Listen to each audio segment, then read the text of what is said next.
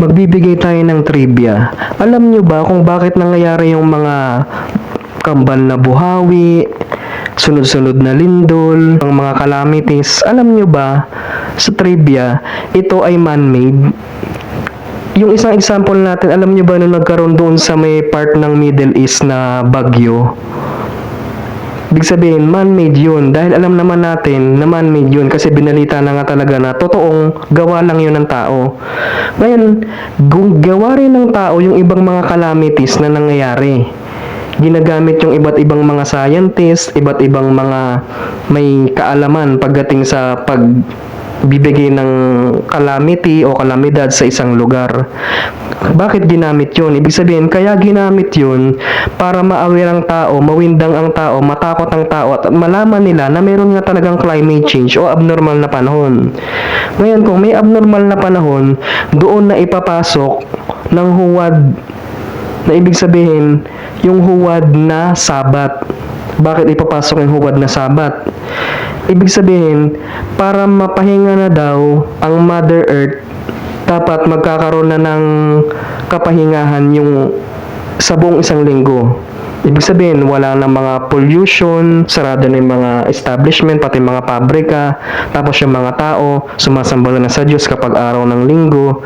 Pero iyon yung huwad na sabat.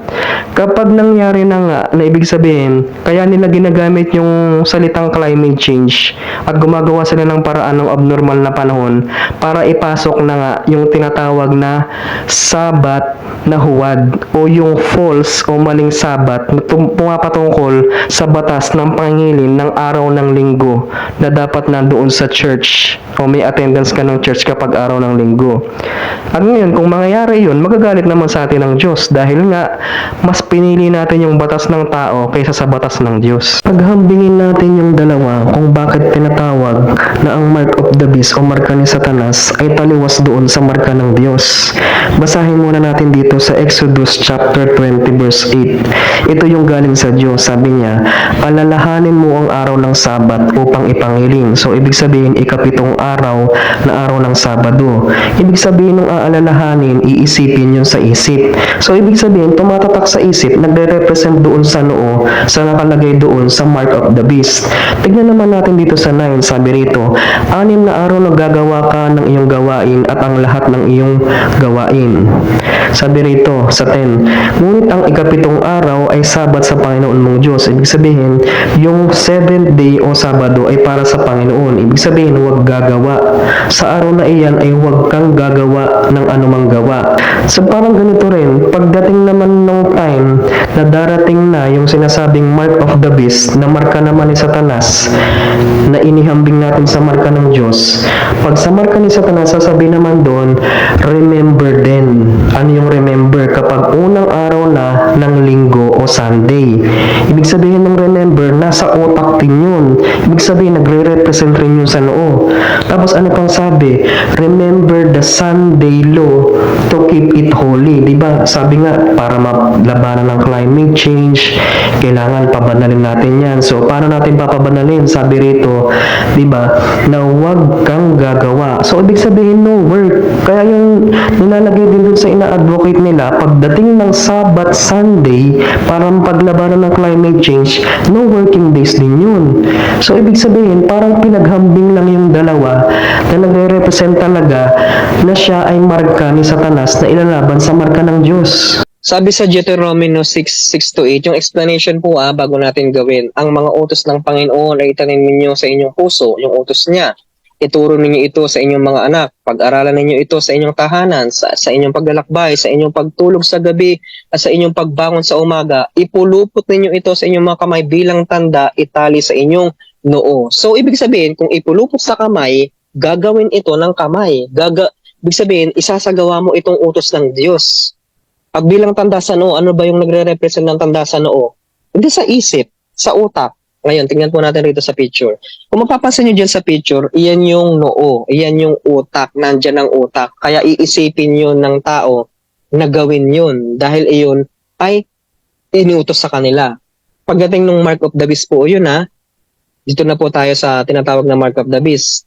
Kabaligtaran doon sa inutos ng Panginoon. Di ba? Yung nagre-represent doon, tanda sa itali sa inyong noo, ibig sabihin sa isip yun. Mamaya tignan na rin natin explanation. Pag sinabing sa kamay, isagawa. Kung bawal ka magtrabaho, isagawa mo yun, paniwalaan mo yun, sa isip naman yung paniwalaan. And then, ito rin yung isang explanation dito sa Hebreo 8 verse 10. Kung titignan nyo po dun sa naka-highlights na kulay dilaw, sabi yan, pag-iisip o isip. Ngayon, ibig sabihin ng tanda sa noo, tanda sa isip, gagawin ng isip yun. Isa sa isip nila yun, pagdating ng tinatawag na mark of the beast. Tapos sasabihin pa rin nila, ay hindi totoo yan, hindi yan mangyayari. Parang nung panahon ng Noah's Ark, sinabihan si Noe, ay hindi totoo yan pinagsasabi ni Noe, maniwala ka dyan, wala namang pagbaha. Parang sa panahon natin ngayon, naku, wala namang sandalo, walang mangyayaring sandalo. Kung may sandalo, ano naman?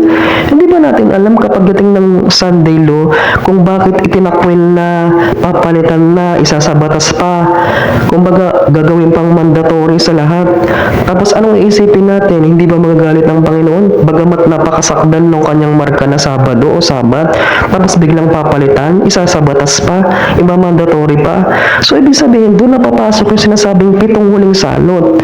Yung 7 huling salot na yun ay salot na galing sa Panginoon.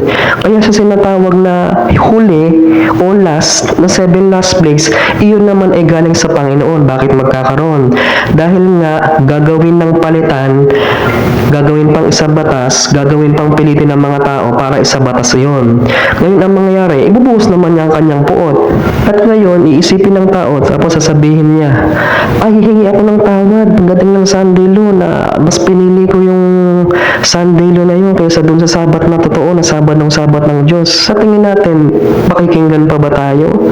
Hindi na, dahil pagdating ng time na yun, babalik na yung Panginoon. Paano pa mapapakinggan yung panalangin? At nagsara na yung tinatawag na awa o salvation o yung kaligtasan. Ibig sabihin, hindi siya pang iniisip ng iba kasi ganito sabihin ng iba, ay magpasahol lang hanggang ang Diyos ay pag-ibig, hindi niya ako pababayaan. Parang ganito, ang tao pagdating ng time, forever ba siyang buhay? Di ba may namamatay? Ganun din. Pagdating ng time na ang Panginoon ay magsasara ang awa niya kapag binuhos na yung 7 huling salot. Ibig sabihin, kaya nga binuhos ang 7 huling salot tapos na ang awa niya So ibig sabihin, kung magsusorry pa tayo, wala nang mangyayari dahil babalik na ang Panginoon kung di tutulungan na ililigtas yung mga taong anis sa Kanya na hindi pinagpalit yung tunay niyang sabat. Tapos, meron namang gagawin niya. Ang sabat, nangingilin ako ng sabat. O paano ba natin masasabing nangingilin ng sabat? Diba ibig sabihin, pinapahalaga ng sabat, bagamat tapos na yung church, pero nasa bahay siya. Hindi niya gagawin yung mga bagay na ginagawa niya mula pa ng linggo hanggang biyernes. Ibig sabihin, paglalaba o ano pa mang gawain, kundi iukol na yun sa Diyos. Pero kung hindi niya inukol sa Diyos yung bagay na yun, hindi yung tinatawag na pangilin. Ibig sabihin lang ganitong punto, kung hindi pinaghahandaan ang araw ng Sabat, mas pinahalagahan, ipinangingilin ng taos-puso o totoong pangilin. How much more pag dumating yung Sunday law na hindi nila pinahalagahan? Baka nga talagang hindi na talaga nila iisipin yun, kumbaga ipagpapalit na nila yun, kundi ang gagawin nila, maging neutral man sila, ganun pa rin, saklaw pa rin sila sa pagtaliwas doon sa utos ng Diyos, kundi doon sila aanib sa huwad na Sabat. So ayun ang ibig sabihin nun, kung ngayon pa lang ay hindi na pinahalaga ng Sabat, how much more pagdating ng International Sunday Law? Dimatic na yun. So ibig sabihin yung mark of the beast na wag naman sanang makamtan ng mga tagapakinig na kung sino man ay tumanggap ng tatak ng hayop sa kanyang kamay o ibig sabihin magkatrabaho sa kanyang noo, remember, iisipin na yung araw ng linggo na banal to fight climate change, ay makakatanggap ng kaparusahan ng Panginoon. At may mga magsasabi, sasabihin nila, hindi totoo yan, wala yan, magbigay nga kayo ng patunay. O, titignan natin, sinasabi rito sa ibang mga sinasabi sa balita dito sa Estados Unidos, ano ba yung mga sinasabi kung bakit nila pinasisinayaan na gawing banal ang araw ng linggo. Tingnan nga natin dito. A bill requiring every American to attend a church of their choice on Sunday to see if we can get back to having a moral rebirth. Sabbath blue laws. Blue laws. Blue law. Blue laws. Blue laws. Blue laws. Sabbath laws on Sunday. And so reaching out to the state, Maybe the Sabbath laws. blue laws, Blue laws. Blue laws. Sunday closing laws. Blue laws, right? Blue laws meant everything was closed. The blue laws. Blue laws. Blue laws. Sundays accepted. The blue laws. Maybe Sunday Sabbath laws. The blue laws. Sabbath rest. The Sabbath and the sacred blue laws oppose commerce on Sabbath. Or Sabbath laws. I would say yes and amen. I'll vote for that. Sabbath laws. Blue laws. Sabbath laws. By attending church on Sunday. Remember the blue laws? Sabbath and obscenity laws. Blue laws. And a national honoring of the Lord's Day. These laws are known as blue laws. To remember the blue laws. They have the blue law. They were called blue laws. Sabbath laws, Sunday laws that would require a cessation of what? Commerce. Yung tinatawag na blue law, yun yung pumapatungkol sa sinasabi na Sunday law o linggo na batas para magkaroon ng pagsasara ng mga establishment. Bawal rin magtrabaho, kundi ang lahat ng tao ay dapat nagpapahinga lang o yung iba nangingilin sila at nandun sila sa church kapag Sunday. Dapat may attendance sila. Yun yung isang tinatawag na ibig sabihin ng Sunday law na ang dating tawag doon ay blue law. The only way to start the return to moral order in this country is by force. It's the only way. It's the only way. It has to be by force, at least for a time. We have to regulate morality by force, at least for a time. It's literally the only solution. We really need to be really ruthless when it comes to the exercise of power. You weren't allowed to use that power, and you're now allowed to use it. I get in there, you're going to be using that power at a level that you've never used it before. It's going to bring back the churchgoer. I mean, you have to see. I don't like the charts when I see charts where they're going in the wrong direction. We don't like that. We're going to bring it back, and I really believe it's the biggest thing missing from this country. De facto privileging of Christianity, because which religion has the Sabbath on Sunday? Well, it's Christianity, and so you're not doing it on Saturday. You're not Base dun sa video, kailangan raw gamitin yung pagpo-force o persahan para gawin raw ng tao yun. At gagawin iyon ng mga leader o namamahala sa bawat bansa. Gagamitin nila yung kanilang kapangyarihan para ipatupad sa kanilang bansa at isagawa yun ng mga tao. At iyon ay pumapatungkol sa ginagawang batas o gagawing batas na darating na tinatawag na International Sunday Law. Ibig sabihin, international o pangbuong mundong pangingilin ng araw ng linggo na siyang huwad na sabat na nakalagay sa Revelation chapter 13 verse 16 to 17. For clarification, yung mga nakikita nating kaibigan natin nagsisimba sa bawat church kapag araw ng linggo o Sunday, hindi pa yun yung mark of the beast. Kumbaga, hindi pa sila sumusunod dun sa mark of the beast. Pagkakaroon pa lang ng mark of the beast kapag isinabatas na ayon sa buong mundo na persahang papasunurin yung mga tao na magsimba sa church kapag araw na ng linggo. Doon pa lang magkakaroon ng mark of the beast. Kaya hindi natin dapat i-judge ang mga kaibigan natin na nagsisimba kapag araw ng linggo. Kaya ang dapat lang na mas gawin natin ay paalalahanan lang sila para pagdating na ng International Sunday Law o Mark of the Beast ay maiwasan na nila ang pagpunta sa church ng araw ng linggo, kundi sa halip ang gagawin nila ay magsisimba na sila hindi tuwing araw ng linggo kundi tuwing araw ng Sabado. At bagamat wala rin sila sa church, dapat yung araw ng Sabado ipangilin nila o gawin nilang banal. Ilaan nila sa Panginoon. Ibig sabihin, puro sa Panginoon, hindi sila gagawa, hindi sila magkatrabaho. Pero hindi naman yung tinatawag natin na napakapanatiko na hindi mo igagalaw ang katawan mo. Pero ibig sabihin lang, yung purpose ng isip mo is para sa Panginoon yung araw ng Sabado o araw ng Sabat. Iyon yung tunay na pangingilin.